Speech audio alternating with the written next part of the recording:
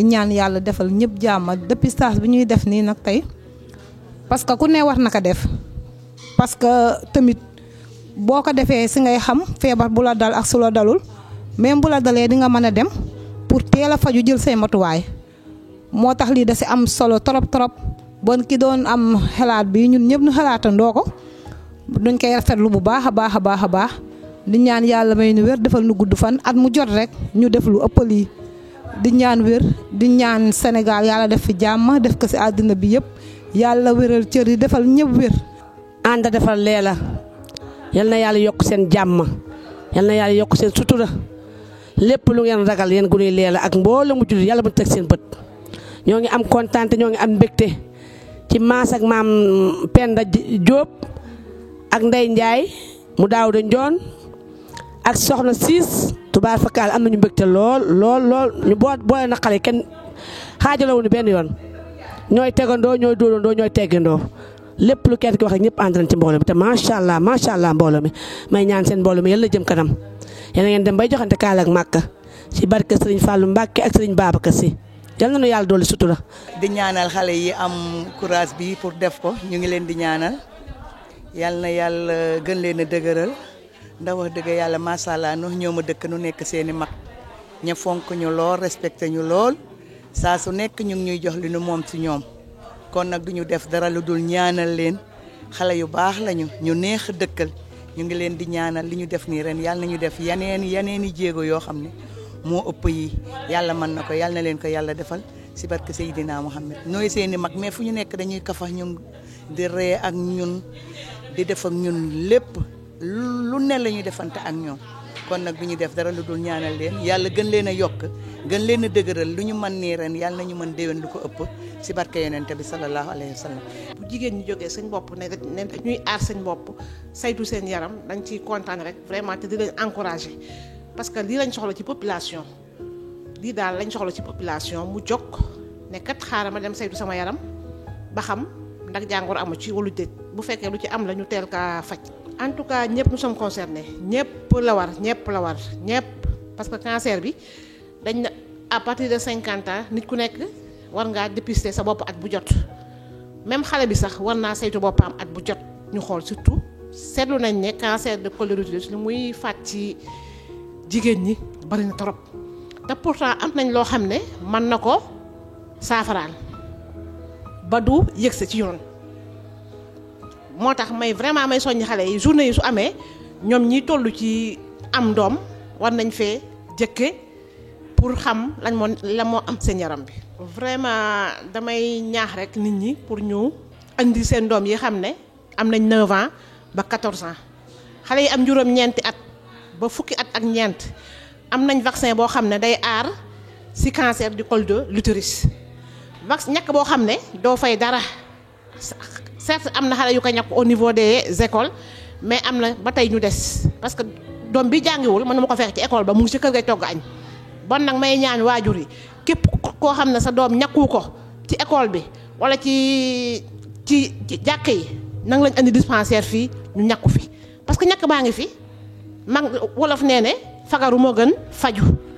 ñàkk bi c'est gratuit doo fay dara te mu ngi depuis 2 ans ñu ngi koy def mais am na daal loo xam ne daal ba tey dafa des ci population bi mais lancé na appel surtout jigéen ñi la gën a concerné jigéen ñi lañ war a vacciner ci contre le cancer du col de l'utérus.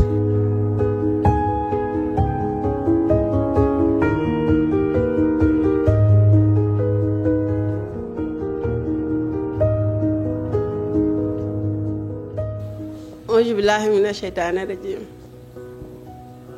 bismillaahi rahmaani rahiim ñoo ngi nuyu ñëpp di nuyu mbooloo mi fi toog di nuyu jalaaw gépp l'association des femmes ànd defar yéen de Leela ñoo organisé tey dépistage du cancer du col de l'utérus fii ci dispensaire yu Yéni Géej ñuy gërëm ñi fi toog ñëpp di remercier ñëpp ci ñëw bi teewaay bi ñu am fi ay docteurs yu ñëw am fi ay autorités yu ñëw ñu bàyyi leen ñu ibbi parce que docteur Ndiaye dafa war a def thème sur le cancer du col de l'utérus léegi ñu jox ko mu ibbi di remercier suñu autorités yi ñëw di remercier membre association bi yëpp docteur Ndiaye. maa ngi nuyuwaat mbooloo mi jàppale ni ab njaago moo jël parole donc olof bi setul noonu waaye dinaa jëm je pense que je serai beaucoup plus à l'aise làkk français mais boo xoolee ñi fi teew tey je pense que làkk olof mooy gën alors fas yéene naa def tey benn présentation ci cancer du col de l'utérus donc teewaay bi tey képp ku fi toog boo fiy génn ñibbi war nga xam lan mooy cancer du col donc ne leen tamit dafay am solo képp ku fi nekk xam yan jigéen ñoo yomb am cancer du col en sachant que du ñëpp a koy am na ñoo xamante ni day yomb ci ñoom loolu la ñuy naan ay facteurs de risque loolu képp ku fi nekk war na ko xam ñun tamit ñu wax leen nu ñuy def ba dépister loolu noonu ne diw da nga am cancer du col poser diagnostic boobu noonu loolu dafa am solo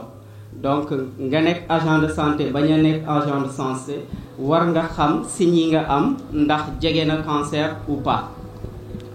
te xamal leen ni tamit cancer du col boo ko amee mën nañ ko traité maanaam cancer la boo xamante ni mën nañ ko faj dañ koy traité donc ñi bañ a tiit képp ku fi toog boo amee ay signes yi orienté ci cancer demal seeti docteur wala demal seeti sage-femme bu dee loolu la dina la ko wax te dina la wax tamit nuñ koy saafaralee nuñ koy traité donc loolu tamit dafa am solo ngeen jàpp ni tamit cancer dañ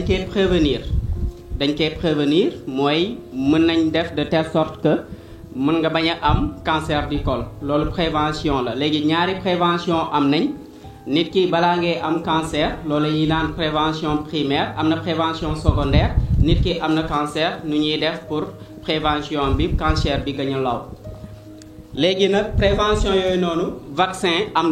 am na ay vaccin pour cancer du col képp ñëpp mën nañ def vaccin boobu noonu mais dafa am ay critères yooyu noonu tamit dinaa leen ko wax tey nii alors cancer képp ku wax cancer du col am na toujours lu ko sabablu maanaam lu ko jiitu nit du jékki-jékki am cancer du col cancer balaa nga koy am infection ngay njëkk a amee te infection boobu noonu ab virus moo ko responsable virus boobu noonu ñu ngi koy tuddee HPV human papilloma virus léegi nag bon la nature a fait de telle sorte que virus boobu noonu pratiquement ci góor lay njëkk a nekk donc góor moo koy wal ku jigéen ki virus bi commencé di développé wu si ki jigéen ki donc normalement logique voudrait que booy def vaccination nga njëkkee ci góor puisque góor moo am virus bi doo kaa wàllee ku jigéen ki mu développé wu waaye vaccin yu bëri efficace wul ci góor parce que virus bi bu nekkee ci góor du manifesté wu dafay nelaw pour mu manifesté wu il faut que mu dugg jigéen ki moo tax ñu ne tey nii booy def sa dépistage dañ koy conseillé ci koo xamante ni def nga sa premier rapport sexuel mooy maanaam da nga vierge xamoo góor nga sëy def sa premier rapport sexuel kooku noonu ay weer après war nañ ko dépister puisque sëy na ak góor c'est sûr que góor kooku noonu da ko wàll virus bi donc virus boobu noonu commencé di développer virus boobu noonu la ñuy testé ndax dafa am présent na ou c'est pas présent donc loolu dafa am solo ngeen xam ni cancer bi réel la te cancer bu fréquent la ci jigéen boo xoolee ci at bon comme avant sax may commencé nee naa olof bi leerul donc ay chiffres mënuma kaa wax ci olof waaye boo xoolee ci àdduna bi pratiquement 500 000 nouveaux cas la ñuy am par an 500 000 nouveaux cas xam nga yooyu presque dafa bëri c'est énorme 500 000 nouveaux cas de cancer par an te ci 500 000 yooyu noonu nouveaux cas pratiquement moitié bi dañuy décédé presque da ngay am ay 250 000 décès par an donc cancer boo xamante ni pratiquement moitié bi ñu ko am mën nañ ci décédé te décès boobu noonu c'est juste dû au retard de prise en charge retard prise en charge mooy jigéen ki am nga ay infection nga toog demoo ci docteur mu wax la que da nga am infection demoo ñu defaral la dépistage nga toog nga gis ni que parfois da ngay saigner deret mooy génn infection di la yomb maanaam ngay am ay perte blanche yu bëri yooyu noonu yëpp bu amee da nga war a dem seeti benn sage-femme wala nga seeti benn gynécologue ou bien nga dem seeti benn médecin généraliste kooku noonu dina la wax li nga am noonu ni ngay saigner maanaam deret bi génn wala ngay am ay perte blanche yoo xamante ne day xeeñ ay perte pathologique yooyu dina la mën a orienter ne la ndax bu dee infection HPV la wala du infection HPV donc njëriñam mooy tey nii boo ko amee dinañ la mën a orienter orientation boobu noonu nooy na dañ lay defaral benn test bu ñuy naan frottis cervico-vaginal te frottis bépp agent de santé war na ko mën a def dafa war a accessible te particularité cancer du col mooy cancer boo xamante ni dafa yomb ba diagnostiqué méttiwul am nay cancer yu bëri yoo xamante ni pour nga xam ndax cancer la ay xaalis bu bëree nga ciy dépensé waaye cancer du col le col il est tellement accessible am na benn examen bu ñu lay defaral avec ce qu'on appelle le spéculum bi la ñuy jël dugal spéculum boobu noonu sage-femme bi wala gynécologue bi day gis aspect col bi foofu noonu mën na la defaral orientation la ne la ah diw jege nga def cancer wala li nga am nekkagul déjà cancer mais ay lésions la yoo xamante mën na évoluer doon cancer donc consultation dafa war a teel mu bañ a retard consultation bu teel mooy boo remarqué lenn ci sa yaram demal seeti docteur nga bañ a toog ba mu graaw parce que remarque bu ñu def mooy pratiquement ñun suñu zone dañuy gis ay malade pratiquement ci ay stade terminal te stade terminal wa fa dëgg yàlla ay traitement palliatif la dans la majorité des cas maanaam loolu mënuñu ko traiter parce que tout simplement cancer bi weesu na léegi col bi commencé na laal yeneen cër yi ci yow commencé na laal foie commencé na laal vaccin bi ci boppam parce que commencé na diffusion li ñuy naan ay métastases donc stade boobu noonu wa fa dëgg yàlla waratuñu ko mën a am on doit vraiment diagnostiquer ay cancer très tôt dépistage nañ ci insister avec le frottis.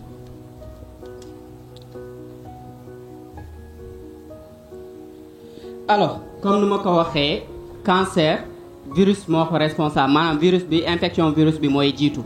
dans presque 98% des cas te virus boobu noonu comme ni ma leen ko waxee woon pratiquement ku góor moo koy wàll ku jigéen bi virus bi commencé développé wu. léegi nag virus HPV dañoo bëri façon am na quelques virus yoo xamante ni HPV yooyu noonu ñooy responsable lu cancer donc cela dit tey nii bu ñu defee sa dépistage ñu ne da nga am HPV il faut que ñu xam ban HPV la ba pare parce que am na ay HPV yoo xamante ni virus yoo xamante ni boo ko amee yooyu susceptible entraîner cancer du col par exemple nga am HPV 1 HPV 2 HPV 3 yooyu du entraîner pratiquement cancer du col mais ñaar ñooy cancérigène ñaari HPV yooyu noonu 16 ak 18 la donc loolu mooy importance su teel a dem ñu diagnostiquer la ko maanaam bu ñu la ko diagnostiquer mooy dem nga seeti sage-femme bi xool la mu ne la ah diw HPV virus bu nekk ci yow 16 bi la ak 18 léegi 16 ak 18 ah yii de ils sont tellement cancérigènes maanaam mën nañ gaawal cancer bi ci yow mais bu dee yeneen virus la yooyu pratiquement mën nga bañ a am cancer du col te actuellement affaire yi commencé na changer virus boobu noonu que ce soit 16 ou 18 boo ko amee gaawul entraîner sax cancer maanaam day évoluer tey nii bu dee par exemple tey le 25 décembre la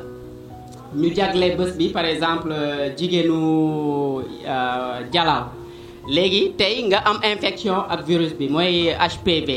pour mu nekk cancer wala mu évoluer ba entraîner cancer presque 10 ba 15 ans lay doon maanaam du ci saa si ngay amee cancer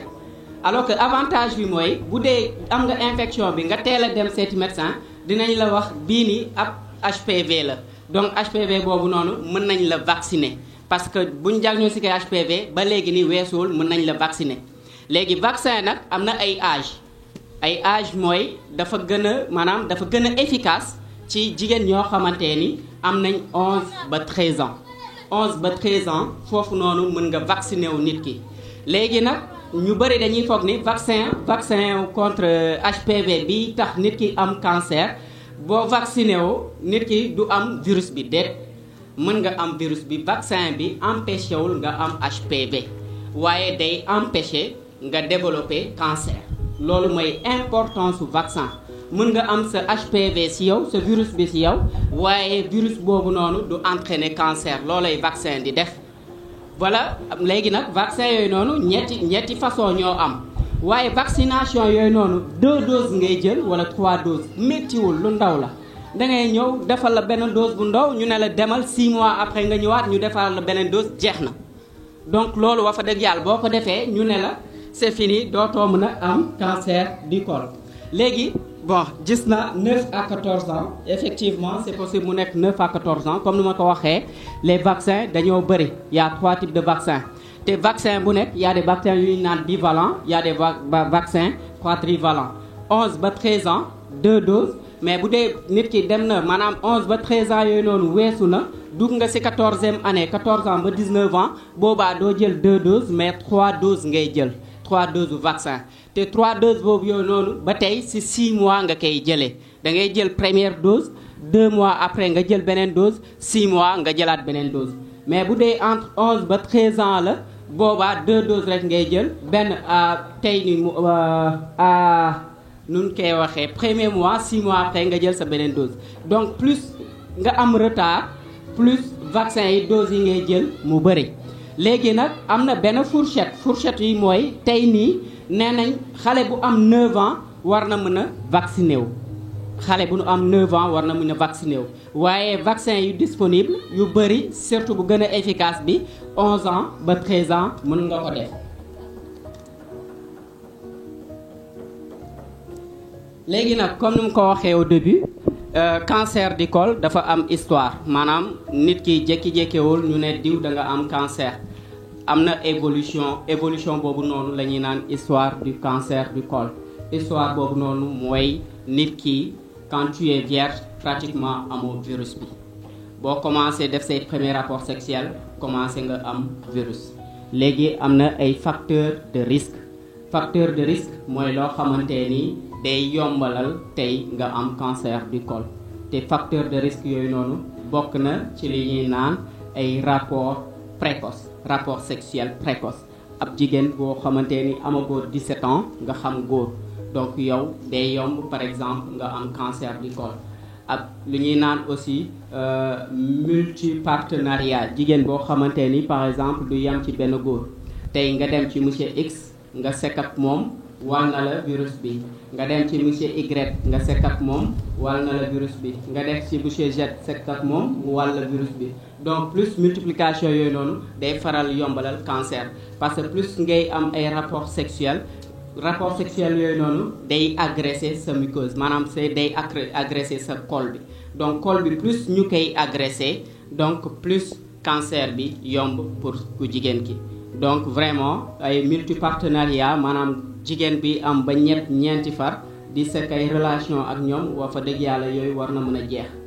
activité sexuelle je pense que c'est pas interdit waaye avant de le faire tâchez-vous de vous marier ngeen yem ci kenn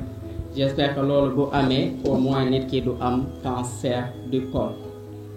léegi nag am nay premiers signes yi pratiquement day am nekk en rapport ak infection bi mooy virus moo dugg sa kanam virus boobu noonu day commencer ndànk développé wu léegi nag sa organisme di jéem a lutter contre virus boobu noonu nga gis ni que nit ki day commencer di am ay perte blanche mais yu pathologique perte blanche yu normal am na maanaam perte blanche yu normal mooy tey nii say perte blanche yooyu noonu day wane ni que juste que la personne elle est fertile maanaam dalay mën nga jël ëmb amul benn problème mën nga jël ëmb waaye am na ay perte blanche yoo xamante ni dafa pathologique maanaam nekkatul lu normal te pour ràññee lu normal ak lu anormal nga am ay perte blanche yoo xamante ni day faral di xeeñ ok c'est des pertes blanches vraiment malodorantes mu commencé changer couleur au lieu que mu weex mu commencé jaune wala muy am ay couleur verdâtre yooyu noonu yëpp mën na nekk en rapport ak infection bi donc képp ku am ay perte blanche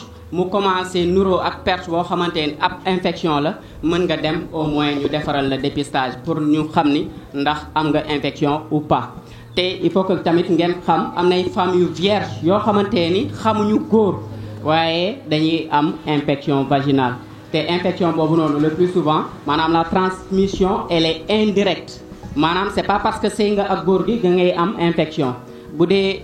yaa ngi liggéey ci benn bërëb boo xamante ni am na jigéen boo xamante ni foofu noonu dafa am ay infection bu toogee jug boo faralee di ñëw di toogaat ci même chaise ci koo xamante day faral di am ay infection yow mën nga amaale infection pourtant defoo benn rapport sexuel donc bu dee kooku am na virus bi mën na la wàll virus boobu noonu te pourtant encore une fois c'est ko ak góor moo tax ñu fixé benn âge boo xamante ne ñu ne bépp jigéen bu am 25 ans war nga mën a def dépistage du cancer du col bépp jigéen bu am 25 ans war nga mën a def dépistage du col parce que yaa ngi toog ci ay chaise yaa ngi toog fu nekk am na jigéen yoo xamante ne am nañ infection toog foofu noonu jug yow nga ñëw toog foofu malgré que nga vierge à 25 ans war nañ la mën a defaral au moins dépistage ok. léegi nag yeneen signes yi à part leucorrhée perte yi ma leen di wax yooyu noonu am na lu ñuy naan hydrorrhée. hydrorrhée mooy jigéen boo xamante ne day toog mu gis ndox di génn ci kanam bi ndox maanaam du ay saw parce que saw day xeeñ ndox mooy génn ci kanam gi jigéen boo toogee nga gis ndox mi génn ci kanam gi wax fa dëgg yàlla war nga dem directement consulter ji parce que loolu la ñuy naan hydrorrhée te hydrorrhée boobu noonu bokk na ci signe cancer du col. cancer buy commencer du entraîner métit donc loolu la ñuy naan des lésions précancéreuses parce que bu commencer entraîner ay métit parce que commencé na laal neer yi maanaam cancer bi am na commencé na bàyyi col bi di dem di laal neer yi donc boobaa diffusion bi commencé na moo tax waroo leen toog ba am ay métit ay douleur boo leen ko amee ngeen doog a dem pour ñu diagnostiquer leen ko pratiquement bokk na ci ay signes retard diagnostic donc métit moom bu leen ko compter am ngeen ay perte am nga yenn signes yi ay wala ay saignement maanaam nga toog jékki-jékki nga saigner waaye saignement boobu noonu c'est post-traumatique entre guillemets maanaam jigéen du toog jékki-jékki saigner boo toogee jékki-jékki saigner tant que defoo benn rapport sexuel amul lenn luñ dugal ci sa kanam nga jékki-jékki saigner loolu noonu li ñuy def mooy éliminer grossesse maanaam il faut que ñu seet ba pare ndax loolu ëmb la wala du ëmb. waaye saignement yi orienté vers cancer mooy saignement yoo xamante ni parfois def nga rapport après rapport boobu noonu nga saigner wala nga toog ñu benn gynécologue wala sage-femme dugal baaraam defal la toucher vaginal ngay saigner yooyu noonu ñooy orienté vers un cancer ñu ne ah kii de pratiquement je pense que cancer di la nekk di def. léegi nag nit ki bu demee ba am yenn âge yi ménopausé na ay 50 ans 60 ans boobaa saignement yi mën na spontané. maanaam nga toog jékki-jékki gis deret donc ay métrorragie yoo xamante spontané chez des personnes âgées pratiquement mën na nekk cancer de l'endomètre en premier après secondairement mën na nekk cancer du col. donc ce qui est important mooy am na ay signes yuy orienté vers un cancer donc boo leen teel a consulter cancer boobu noonu wala ay lésions yi évoluer vers cancer dinañ ko mën a traiter te traitement bi wax dëgg yàlla quand le diagnostic est fait très tôt day gaaw du lu yàgg. mën nga ñëw 24 heures maanaam nga ñëw tey ñu traité la gannaaw suba ñu ne la ñibbil traité nañ la jeex na donc encore une fois nañ insister ci diagnostic précoce nañ insister ci dépistage bi parce que dépistage bi moo ëpp solo ngeen xam ni tamit encore une fois vaccination am na terewu la nga am virus bi waaye boo amee virus bi doo entraîner cancer. léegi nag boo ñëwee ci médecin bi wala nga ñëw ci sage-femme bi ou gynécologue bi. moom pour xool la am na benn salle bu particulier bu la war a dugal foofu la lay examiner parce que mënu laa examiner foo xamante ni dafa lëndëm mënu laa examiner foo xamante ni lumière bi leerut am na lumière yu leer nañ yoo xamante ni foofu ngay nekk mu defaral la examen sur des tables vraiment spécifiques yi ñu naan ay tables gynéco donc foofu noonu leen di defaral examen bi dépistage bi actuellement je pense que ci biir poste de santé bi ñu ngi def dépistage. képp koo xamante ni def nga sa premier rapport sexuel war nga mën a dépister wu képp koo xamante ni vierge nga mais am nga lu ëpp 25 ans war nga dem au moins def sa dépistage.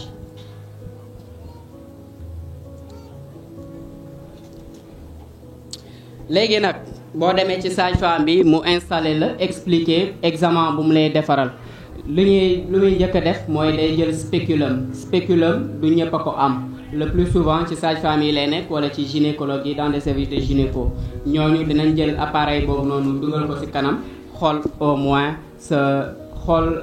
col bi nu mu mel léegi en fonction de résultat yooyu noonu la lay orienté mën na la ne 3 mois nga ñëwaat mu defaat xool ndax toujours cancer la wala du cancer mais am na yoo xamante ni actuellement li ñuy def mooy AVL mooy au moins benn solution la benn colorant la ñuy dugal ci kanam gi ñu xool couleur bi ndax day changer ou du changer bu couleur bi changer ñu ne kii de am na cellule yoo xamante ni commencé na nekk cancer donc loolu bokk na ci diagnostic bu gën a gaaw te déjà traitement bi tamit day gaaw dinañ la boole directement ak ay gynécologue yi fépp foo dem mu nekk am gynécologue au moins mën nañ la jël en charge que ce soit la chirurgie wala la chimiothérapie yooyu noonu yëpp bokk na ci traitement cancer du corps. léegi nag spéculum bi là je vais m'adresser ou bien frottis bokk na ci dépistage damay adressé wu ci suñu sage-femme yi parfois da ngay gis benn sage-femme bon wala nga gis benn médecin mu recevoir benn femme mu examiner ko mu am suspicion cancer defaral ko ci saa ci frottis parce que déjà defaral na ko touché ba pare te normalement frottis boo koy def da ngay toog expliquer ku jigéen ki frottis ni ñu koy defee te critères yi conditions yi nga bañ a def rapport sexuel au moins pendant 48 heures ci la bokk maanaam war nga toog au moins ñaari fan yoo xamante ni seko doo sekk ak góor dara après nga ñëw ñu defaral la sa frottis tamit yeneen critères yi mooy boo ñëwee surtout sage-femme yi boo defee sa touché boobu noonu day faussé mën na faussé résultat frottis yi moo tax booy defaral nit frottis dañ koy jox rendez-vous mooy ñëw na tey seet nga ko am nga ay lésions suspectes nga ne ko ñëwal gannaaw suba ou bien ñëwal gannaaw suba expliquer conditions yi mu ñëwaat nga defaral ko frottis mais puisque pratiquement suñu zone retard bi diagnostic bi day am retard pratiquement ñi balaa ñuy ñëw day compliqué moo tax mën nañ def yëpp en même temps defal la frottis sur le champ mën nañ la defaral colposcopie defaral la biopsie dem analyser ko labo bu dee cancer la biopsie boobu noonu mooy wax médecin ban type cancer la parce que cancer yi dañoo bëri façon am na yoo xamante ni alhamdulilah traitement bi dafay gaaw vite fait benn 24 heures 48 heures ñu traité mais am na cancer yoo xamante ni vraiment ils sont très invasifs maanaam bu commencé diffusion bi vite fait la maanaam jugee na col ba commencé na dugg ci paramètres yi commencé carrément diffusion dugg ci deret bi laal ay foie laal ay poumon mu lay sëkkatloo nga am biir bi métti et tout donc yooyu c'est parce que métastase yi commencé na te mën na am ay métastase cérébrale nit ki commencé délirer moo tax dañoo délire boobu noonu bokk na ci suñu cancer mais la forme métastatique am nga sa yaay wala ma am sama yaay mu nekk kër ga muy saigner mu jékki-jékki commencé délirer dootul xamee kan mooy góor kan mooy jigéen dootul xamee diw mooy kan mu commencé di saaga ñëpp donc boobaa délire yi commencé na donc c'est parce que cancer bu mu am commencé de donc diffusion métastasée autant pour moi donc cancer bu commencé métastasé pour être honnête ab chimiothérapie lañ lay defaral ou bien ay radiothérapie te yooyu noonu dañoo toxique maanaam chimiothérapie dafa toxique dafa am ay complications radiothérapie dafa toxique dafa am ay complications alors que chirurgie bu simple lu ñu naan la colonisation boobu dafay yomb boo xamante donc boo teelee ñëw hôpital ñu ne la bii ak lésion la bu mun a nekk cancer vite fait ñu traité la ay chimio doo ko def ay radiothérapie doo ko def donc plus nga teel a dem hôpital plus nga am chance vraiment débarrasser wu ak cancer bi mais plus nga toog lu yàgg demoo hôpital wax dëgg yàlla complications yi day commencé te complications yi commencé wax dëgg yàlla poche yi ñooy commencé jooy parce que analyse yi ngay def avant ngay def ay chimio ay radiothérapie am na ay analyse yu obligatoire yi ngay def ñuy naan ay bilan pré-thérapeutique ci biir sax chimio yi ngay def yooyu noonu radiothérapie yi ngay def wax dëgg yàlla am na ay analyse yi ngay def te chimiothérapie boobu wala radiothérapie mën na sax reyee donc loolu bokk na ci ay complications yoo xamante ni war nañ ko mën a éviter moo tax ñu ne actuellement suñu challenge mooy waroñoo toog ba am jigéen bu ñëw au stade terminal maanaam cancer boo xamante c'est déjà diffus loolu mooy suñu challenge loolu mooy intérêt wu tey genre journée yi informer nit ñi que cancer am na cancer boobu noonu day reyee te cancer bu fréquent la presque 500 000 cas par an loolu dafa bëri donc mën nañ ko prévenir. Le vaccin il est très accessible dem leen vacciner wu am nga doom bu jigéen bu am 11 ans wala bu am 9 ans wax fa dëgg yàlla yóbbu leen ko ñu vacciner ko au moins leer na leen ni que dans un futur lointain parce que c'est pas un futur proche mën nga am infection léegi ni balaa muy nekk cancer parce que 10 ans ba 15 ans la donc ci 6 ans yooyu wala ci 7 ans yooyu ci 8 ans yooyu am nga toujours le temps ñu dem defar la diagnostic traitement bi comme ça mu gaaw. am na benn classification bu ñu utiliser pour ne ndax nit ki cancer bu mu am cancer stade 1 la cancer stade 2 stade 3 ou stade 4 le stade cancer stade 0 pratiquement yooyu ci tubaab yi la am parce que tubaab yi au moins dañuy teel a dem hôpital ñu teel leen diagnostiquer ils ont pratiquement des stades 0 waaye dans nos zones les moyens ne suivent pas maladie balaa muy ñëw day trop tard pratiquement stade terminal la ñuy ñëwee moo tax boo xoolee nombre de décès bi ñuy am en Afrique ou dans les pays en voie de développement ñoo gën a bëri parce que presque malade bi dañuy ñëw ci stade boo xamante ni traitement bi soit da nga koy chimio boobu mën na ko rey soit radiothérapie boobu noonu mën na ko rey boobaa boo ne dañ ko opéré cër yi yëpp ngay dindi te loolu mooy condamné nit ki di nga ko rey mënoo dindi foie bi mënoo dindi poumon yi mënoo dindi ovaire yi mënoo dindi lépp c'est pas possible donc moo tax cancer bu commencé laal yeneen cër yi mën nañu la opérer opération bu ñu lay defaral c'est juste du palliatif maanaam juste soulager la kese waaye fajul waaye mais bu dee cancer bi c'est très tôt diagnostiqué kooku noonu au moins mën nañ ko traiter te traitement bi dañ lay naan wér nga tu es guéri amatoo cancer ñu bàyyi la nga ñibbi waaye buñ la bàyyee nga ñibbi am na suivi loolu la ñuy faral di reprocher sénégalais ou africains yi parfois dañ lay opérer après bàyyi la dans l'air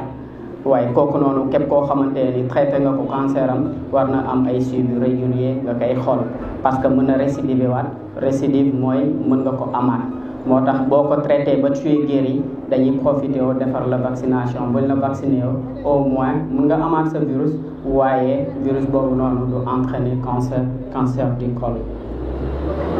léegi nag gravité cancer du col mooy plus muy évoluer plus muy grave plus ñu ne nit ki pour mu dund sa 5 ans dafay énorme tubaab dafa précis mën nga ñëw ci yenn stade yi mu ne la diw dans 1 an tu vas décéder maanaam dans 1 an di nga dee donc dala koy wax mu leer nañ bon ñun fii nii dañuy jéem a expliquer rassurer les gens te xam nga ni que les stades 4 sont mortels pratiquement avance maanaam boo jëlee 100 personnes yi am cancer du col stade 4 30 yi ñoo ci mën a dund au-delà de 5 ans presque 80 yi ou 70 yi yëpp dañuy décédé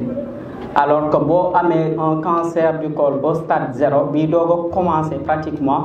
kooku ñëppay dund amul kenn ku siy dee kenn du si dee pour un cancer du col si le cancer est diagnostiqué très tôt waaye pratiquement 80 yëpp mën nañ décédé bu dee le cancer est diagnostiqué trop tôt tard autant pour moi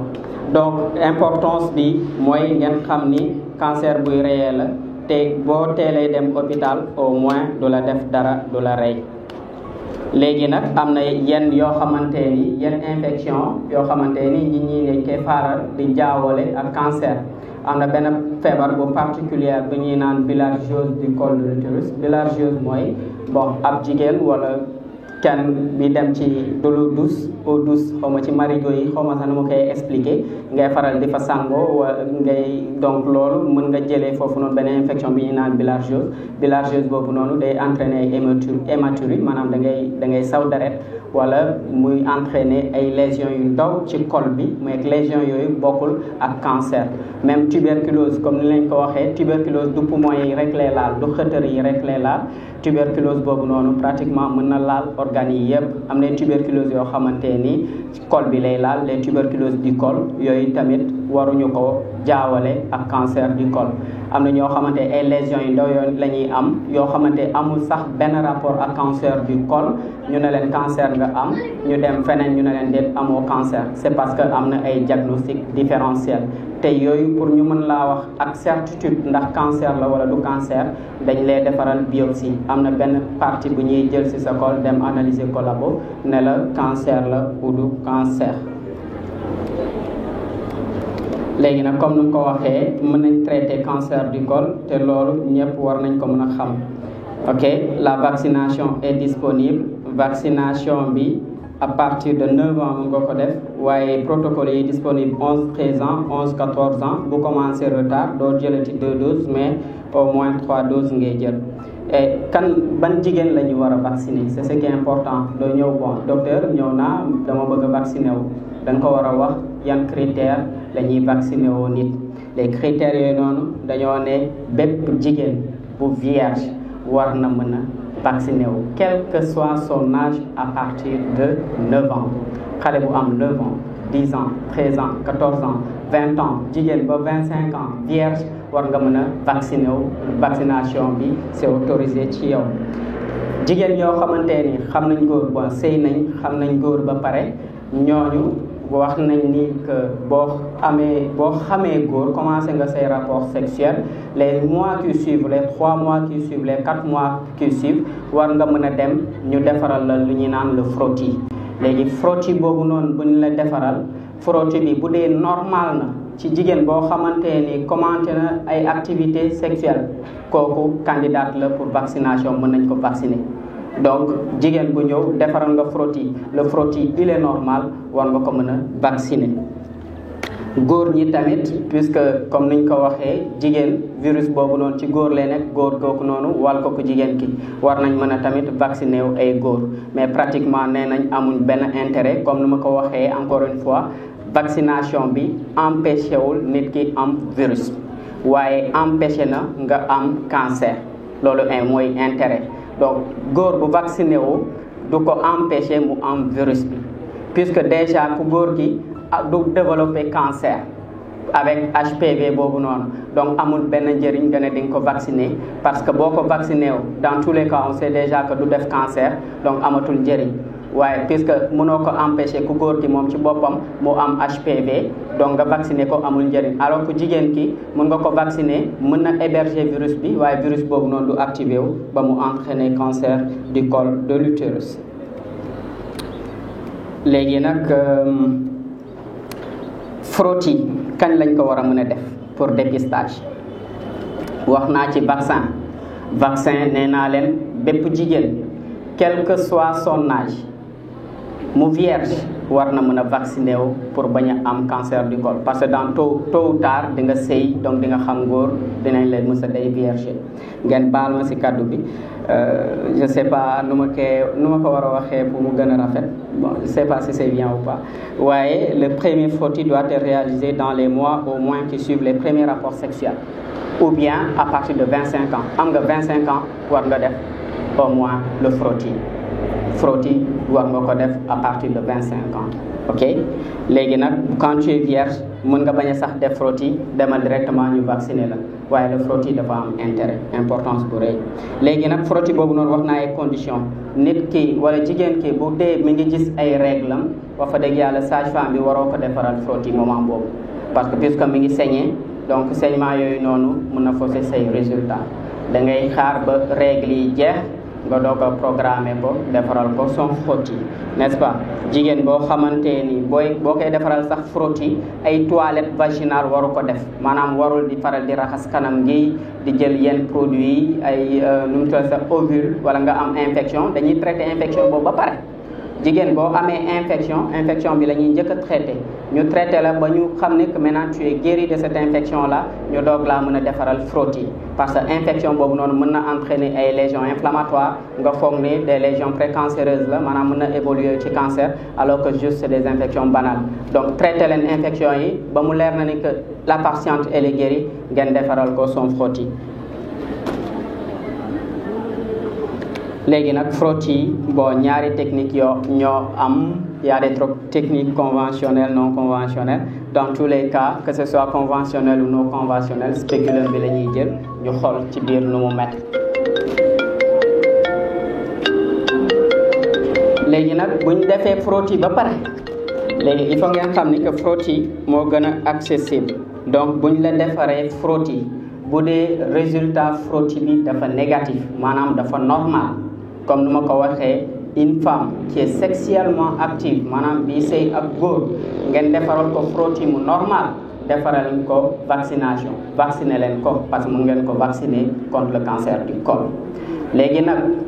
après bu normale bu dee nanguwul vaccination il faut que ngeen xam ni 3 ans après il faut que mu defaat contrôle pratiquement tous les 3 ans nit ki ku jigéen ki war na def frottis à chaque fois bu normale 3 ans il faut que mu ñëw ñu defaral ko frottis. léegi nag bu dee defar nañ la frottis ñu gis ni que frottis bi dafa anormal donc bu anormal mooy mën na orienter vers cancer. bu anormal dañ lay defaral lu ñuy naan la colposcopie ñu defaral la biopsie pour gën a am lu leer vite fait parce que colposcopie boobu noonu ak biopsie mooy permettre confirmer ñu ne la ah lii de cancer la wala lii de c'est des lésions précancéreuses. cancer bas grade la cancer haut grade yooyu noonu yëpp biopsie bi après moo koy wane. léegi nag traitement comme ni ma ko waxee quand c'est diagnostiqué trop vite fait ñu traité la tu es guéri ñu bàyyi la nga ñibbi mais quand c'est trop tard wax dëgg yàlla benn cercle vicieux lay doon benn processus boo xamante ni du ci 3 mois du ci 1 an du ci 2 ans ay chimio yu dul jeex ay radiothérapie yu dul jeex te yooyu noonu yëpp mën na entraîner complication bu nekk ci yow. léegi nag ngeen am cancer foofu laay conclure cancer dafa fréquent dafay reye te mën nañ ko prévenir donc nañ ñëpp nekk candidat wu prévention bépp papa bu fi nekk nga am sa doom bu am 11 ans ba 13 ans conseillé leen ko mu dem vacciné wu ji parce que cancer bi dafa fatal day reye multiplication bi dafa yéex donc on aura tout le temps def suñu diagnostic maa ngi leen di remercier. ñu ngi leen di nuyu ku nekk sa tur ak sa sant bon di jël nuyoo bi di ko teg ci loxo la présidente de l'association des femmes ànd defar Leela donc ki ko jiite di Mame Penda donc di remercier aussi teewaayu 2STV donc ñuy def aussi liggéey bu mucc ayib ñun nag tey bu ñu fi teewee c'est parce que dafa am lu ko waral te je pense que ne suñuy jigéen ñoom ñoo aye organiser une journée de dépistage du cancer de l'utérus donc te yaakaar naa ne aussi ñoom fu ñu geesoo war nañ ñu mën a gis te seen journée aussi duñ leen ko neenal duñ ko bàyyi ak ñoom kase donc il va falloir ñu ànd seex ñoom gunge leen donc tànk yooyu lañ fi déplacé woo ñëw ma ànd si aussi ak samay naataango ku si mel ni Ousseynou Ndiaye ku si mel ni Kéba Ciss ak ñoom Touré Fall ñoom ñëppaa ngi si ginnaaw donc je pense que ne aussi muy une bonne initiative muy initiative bu rafet bu ñuy rafetlu aussi parce que xam ngeen ne li ñuy wax toujours rek la santé avant tout donc te je pense que ne journée bi réussir na personnellement journée bi gis nañ ne réussir na te bu demee ba journée bi réussir aussi c'est parce que daa am ñu si jàpp te ñi si jàpp aussi ñu si monsieur le maire moom jàpp na si combat bi monsieur le maire Gorgui Ciss monsieur l'adjoint au maire muy Ibrahima Ndiaye ñu dëkk ak moom Leela moom tamit jàpp na si journée bi l'honorable député Maman Adama Kadam moom tamit jàpp na si journée bi Abdallah Ndiaye moom mi ñu habillé t-shirt yi ñu sol nii yëpp moom moo ko habillé mook suñu yaay Nogay Ndiaye donc ñu ngi leen di gërëm ñu gërëm aussi Oumou Sall Ndiaye Margot Diallo ñu gërëm Pape Ndiaye Mbaye Diop Top Astu Ndion Mbaye Jigal ñu gën ko xamee ci Babacar Jigal muy aussi Didier nekk aussi ñu choisir ko aussi comme conseil ñuy gërëm aussi monsieur Ahmed Diagne Ndir di jiite parti ànd nawle ànd liggéey ñu gërëm aussi monsieur le sénateur Saliou Ndion ñu gërëm aussi ki nga xamante ne mooy jiite coalition ànd defar yeen muy monsieur El Hadj Massamba Mbeng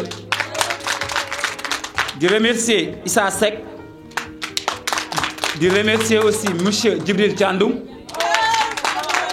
di remercier aussi monsieur Ablaye Ndiaye di remercier aussi monsieur Ibra Diagne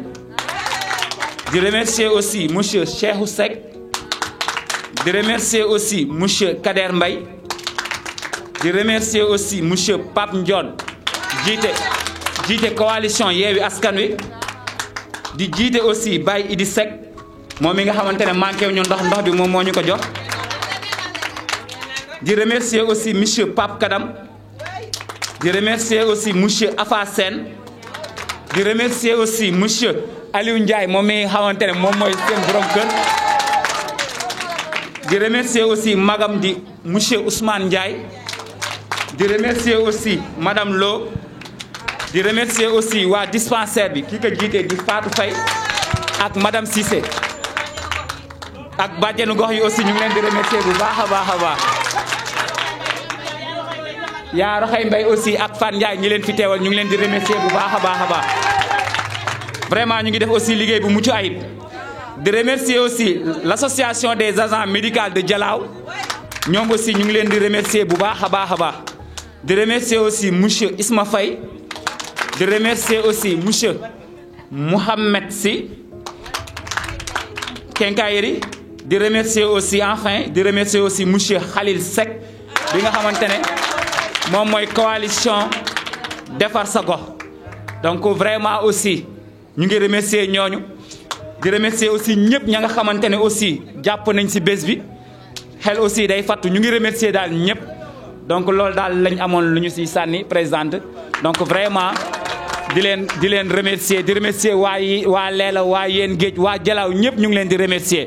donc vraiment kontaan nañ ñun aussi association des jeunes engagés de Leela tamit ñu ngi leen di remercier bu baax a baax a baax a baax a baax parce que aussi yéen a ngi def liggéey bu mucc ayib donc tey ngeen am journée. Bon mu nekk une journée de dépistage du cancer de l'utérus vraiment mu nekk aussi lu rafetlu lu ñëpp di rafetlu lu Jalaaw gépp di rafetlu aussi dañ ne la santé avant tout donc vraiment rafet na trop ñu ngi leen di remercier